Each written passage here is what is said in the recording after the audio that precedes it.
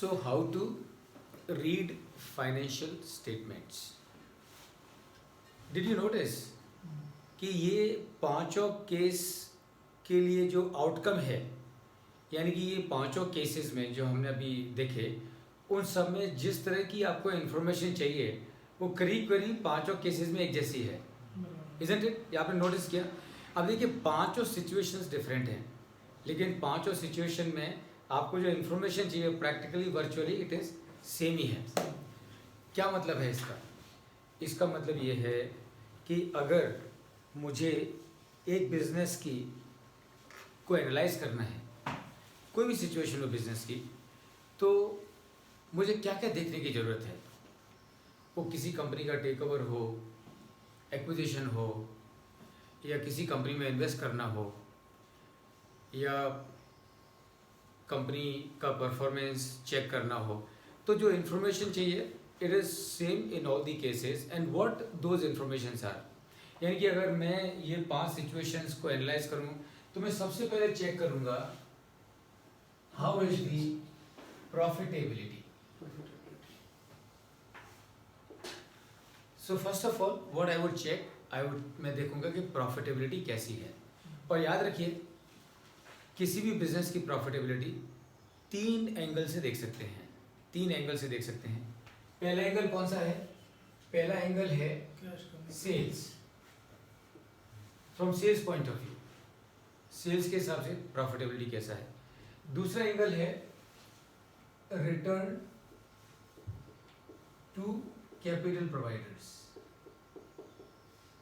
यानी कि जिन लोगों ने पैसा लगाया है उनके हिसाब से प्रॉफिटेबिलिटी कैसी है, second number. And third is utilization of investment, कि जो आपने बिजनेस में इन्वेस्टमेंट किया है उसके ऊपर आपको क्या रिटर्न मिल रहा है, that is the third.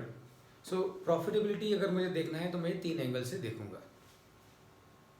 Second thing जो मैं चेक करूंगा, और मैं नहीं बल्कि दुनिया में सारे लोग जो फाइनेंशियल एनालिसिस करते हैं और नंबर्स के थ्रू जो डिसीजंस लेते हैं, वो सेकेंड चीज़ जो आप देखोगे वो क्या है, वो है लिक्विडिटी, कि how is the liquidity of this business, ये बिजनेस की लिक्विडिटी कैसी है। लिक्विडिटी का क्या मतलब है? लिक्विडिटी का मतलब है शॉर्ट टर्म सॉल्वेंसी। लिक्विडिटी का मतलब है शॉर्ट टर्म सॉल्वेंसी, यानी कि ये जो आपका बिजनेस है, क्या ये बिजनेस शॉर्ट टर्म के जो इसकी जिम्मेदारियां हैं, लायबिलिटीज़ हैं, क्या उनको चुका पाएगा, that is short term solvency. सारे के सारे जो भी आपकी शॉर्ट टर्म लायबिलिटीज़ हैं, क्रेडिटर्स हैं और अदर करंट लायबिलिटीज़ हैं, क्या आपके पास में इतनी लिक्विडिटी है कि आप उनको टाइम पर चुका सको। So that is the second thing that I will मैं देखूंगा लिक्विडिटी, कि भाई मेरा बिजनेस कितना लिक्विड है। लिक्विडिटी इंपॉर्टेंट है, हम सब लोग समझते हैं, बराबर है कि नहीं? बिजनेस में लिक्विडिटी होना जरूरी है। अगर बिजनेस में लिक्विडिटी नहीं है तो बिजनेस की रनिंग की प्रॉब्लम होती है, सीधी सी बात है। तो मैं देखूंगा कि लिक्विडिटी कैसी है। What is liquidity? Liquidity is short term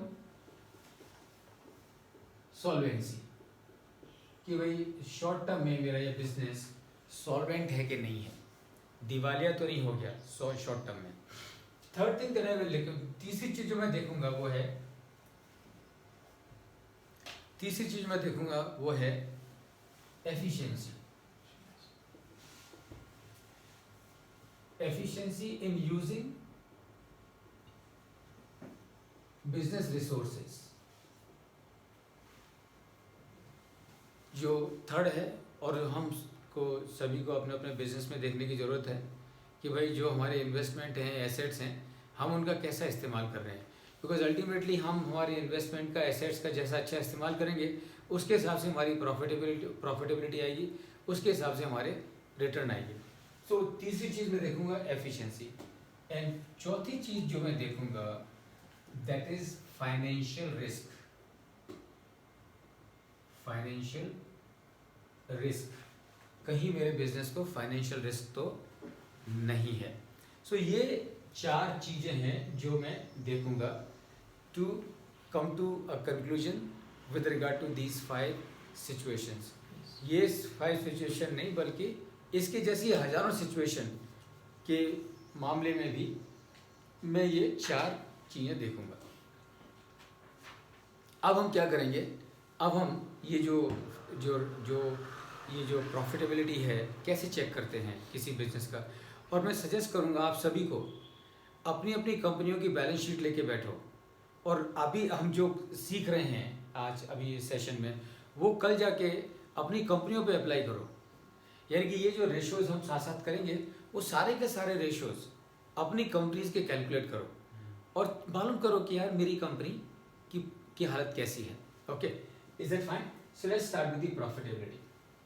अब प्रॉफिटेबिलिटी अगर मुझे मालूम करनी है, और आई एम श्योर आप समझ सकते हैं कि मैं चाइना में हूँ तो भी मुझे प्रॉफिटेबिलिटी में इंटरेस्ट होगा, राइट। इंडिपेंडेंट डायरेक्टर हूँ तो भी प्रॉफिटेबिलिटी में इंटरेस्ट होगा, डायरेक्टर हूँ तो भी प्रॉफिटेबिलिटी में इंटरेस्ट होगा और होना ही चाहिए। तो पहले देखेंगे from the sales point of view. Sales point of view आप प्रॉफिटेबिलिटी कैसे कैलकुलेट करोगे, तो उसको कैलकुलेट करने के 5 तरीके हैं। So the first is known as gross profit ratio.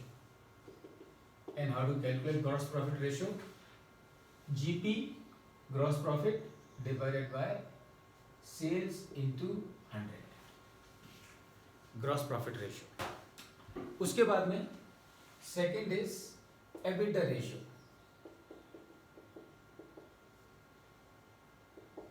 How to calculate EBITDA ratio? EBITDA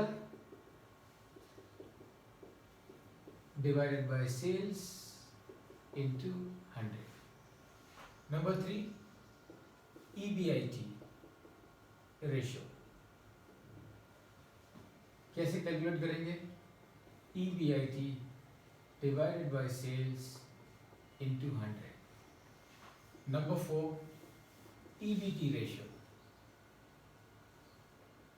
How to calculate?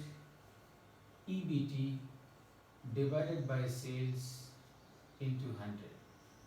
And last but not the least is EAT ratio, or the net profit ratio. And how to calculate this one? Net profit, or EAT divided by sales into 100. So this is how you will calculate these 5 ratios for evaluating the profitability of your business from the point of view of sales. So what I am going to ask all of you कि ये 5 जो profitability ratios हैं, please calculate these ratios based on the profitability जो हमने discuss करी शुरू में, उसके आधार पर, उसके बेसिस पर ये 5 profitability ratios you should calculate. मेरे ख्याल से आपको 3 मिनट से ज़्यादा का समय, नेट प्रॉफिट, तो आपको 3 मिनट से ज़्यादा का समय नहीं लगना चाहिए to calculate these 5 ratios. Calculate these 5 ratios should not take you more than 3 minutes.